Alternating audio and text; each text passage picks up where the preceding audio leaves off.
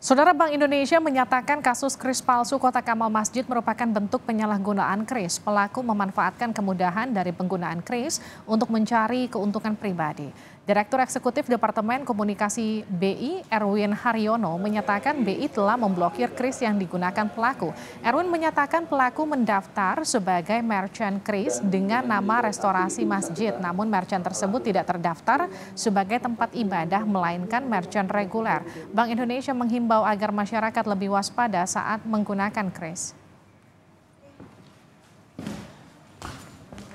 Yang terjadi adalah si pelaku mendaftarkan sebagai pengguna kris dengan paling tidak yang sudah tertangkap ini ya, dengan nama restorasi masjid, yang kemudian kris yang dia punya, stiker kris yang dia punya, QR-nya kemudian ditumpuk di atas kris masjid tadi itu.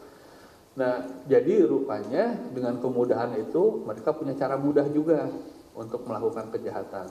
Sehingga yang ingin saya sampaikan di sini adalah dengan kemudahan tadi itu, saya kira kita sebagai konsumen tetap harus melakukan tindakan kewaspadaan. Nah, pada saat melakukan sumbangan, pada saat melakukan pembayaran, pada saat melakukan transfer, kan ada verifikasi itu. Berapa jumlah yang mau disumbang? Mau disumbangkan kepada siapa? Gitu. Kalau saya mau nyumbang kepada Masjid An-Nur misalkan, ya di atasnya mestinya ada Masjid An-Nur gitu. Nah, itu yang seringkali kita lupa.